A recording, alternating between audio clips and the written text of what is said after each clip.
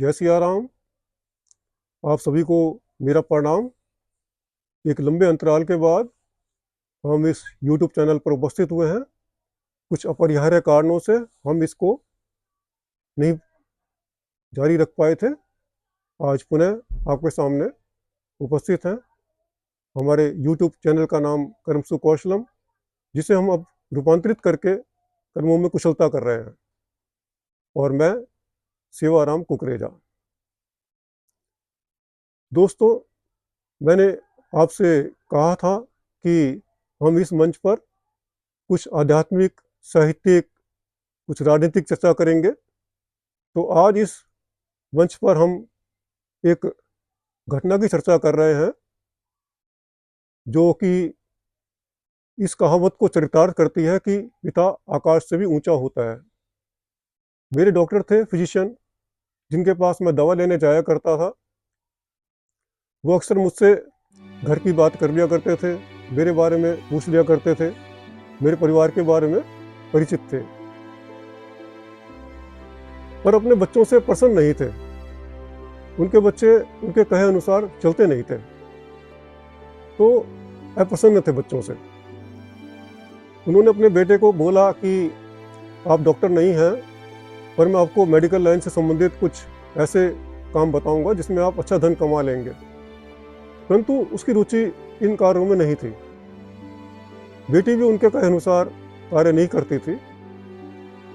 एक बार बच्चों की शादी की बात चली तो बोले कि पता नहीं शादी किससे करेगी बेटी, शादी करनी है उसकी, करेगी नहीं करेगी पता नहीं। परेशान थे।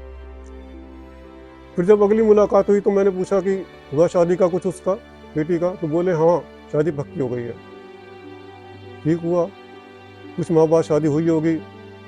जब मेरा अगला चक्कर लगा तो मैंने पूछा कि शादी हो गई बेटी की? बोले हाँ, शादी हो गई है, पर नाराज थे। बोले कि लोग तो कन्या दान करते हैं, मैंने कन्या विसर्जन कर दिया। इतने नाराज। मैं चुप रहा। नाराजगी पिता की थी बेटी के प्रति। खैर, मैं कुछ दिन बाद फिर जब गया तो मैंने पूछा ठीक है बेटी घर पे अपने? बोले नहीं, वापस घर आ गई है। उसका पति ठीक नहीं था तो वापस आ गई। फिर कुछ देर बाद बातचीत के बोले कि कुकरेजा जी, मैंने उसकी शादी में अभी 40 लाख खर्च किए थे, पर मैं अब उसकी दोबारा शादी करूंगा और उसकी शादी में 60 लाख रुपए खर्च करूंगा। मैंने सोचा कि जो पिता अपनी बेटी को मरा हुआ घोषित कर रहा है, वो पुनः उसकी विपत्ति में आने पर उसके सामने आकर उसकी रक्षा करने के लिए खड़ा हो गया है और दोबारा उसके लिए पुनः वैसा ही करना चाहता है, उससे अच्छा करना चाहता है जैसा वो पहले कर चुका था। यह एक पिता ही कर सकता है और कोई नहीं कर सकता। इसने तो खैर 3-4 माह बाद, 4 माह बाद, कितने कुछ माह बाद वापसी कर ली। पति अच्छा नहीं लगा, अच्छी बात है, छोड़ दिया। हमारे मुरारी बापू हैं कथाकार, कहते हैं कि मैं किसी की शादी में अब नहीं जाता। क्यों? कहते हैं कि मैं आशीर्वाद दे के आता हूँ कि आप खुश रहो, आपका जीवन अच्छा रहे, वैवाहिक जीवन संपूर्ण हो। पर 1-2 साल बाद पता लगता है कि दोनों का तलाक हो गया, अलग हो गए। इनको त्यागने के लिए हम एक गुजरात में परंपरा है, वहाँ पर शादी जब तय हो जाती है तो उससे पहले बेटी को भेजा जाता है कि वो ससुराल में जाके रहे। और वो ससुराल में जाके कुछ दिन रहती है और उसमें दोनों ससुराल वाले भी और बेटी भी जान लेती है कि हमें एक दूसरे के अनुकूल रह सकते हैं, हमारा जीवन चल सकता है अच्छा नहीं। और उन्हें अच्छा लगता है कि हाँ ठीक चलेगा तो वो शादी करते हैं, अन्यथा वो शादी रोक देते हैं, शादी नहीं होती। हम इस परंपरा को अपना सकते हैं, अच्छी परंपरा है ये।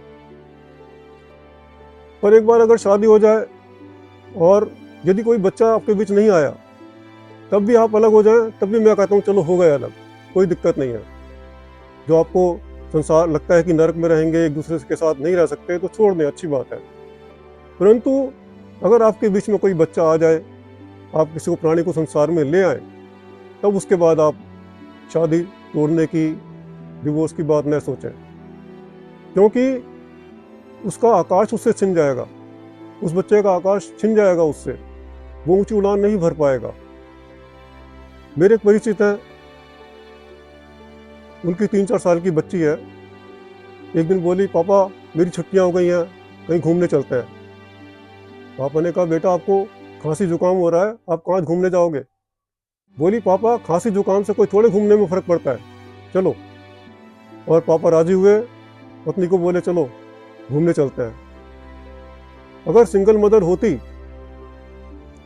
तो क्या वो इतनी जल्दी निर्णय ले पाती उसके लिए, उसकी पसंदता के लिए, उसकी खुशी के लिए? सिंगल फादर भी होता तब भी ऐसा नहीं कर पाता, हालांकि सिंगल फादर तो होते ही नहीं है वैसे तो ये निर्णय नहीं हो पाता। एक दिन उस छोटी सी बच्ची को जब वो साल की रही होगी तो उठा के वो छाती से लगा के बोले कि मैं इसकी धड़कन अपने हृदय में सुन रहा हूँ। ऐसा सुख, ऐसा आनंद, ऐसा आकाशीय आनंद क्या दूसरे का बच्चे से पा सकते हैं हम? नहीं। इसलिए यदि बच्चा आपके बीच में आ जाए तो आप अलग होने की कतई ना सोचें, अपनी ज़िंदगी बच्चे को दे दें, अपनी ज़िंदगी बच्चे के लिए फना कर दें, अपने अस्तित्व को मिटा दें, अपने कैरियर को, अपनी आकांक्षाओं को, अपने अहंकार को, सबको छोड़ दें, विलग कर दें, विलीन कर दें बच्चे के लिए, और बच्चे का लिए ही आपका जीवन होना चाहिए। बस इतना ही कहूँगा। इस कड़ी में मैं आपको 2 और घटनाएं सुनाऊँगा, और जो है तब तक के लिए मैं आपसे विदा चाहता हूँ। यदि ब्लॉग अच्छा लगा हो, घटना अच्छी लगी हो, आपको रुचिकर लगी हो, तो उसको शेयर करिएगा और सब्सक्राइब करिएगा चैनल को, जिससे आपको जो है हमारी अगली वीडियोस मिलती रहें। तब तक के लिए खुदा हाफिज़, कृष्ण हाफिज़। हम सबकी कृष्ण रक्षा करेंगे। धन्यवाद।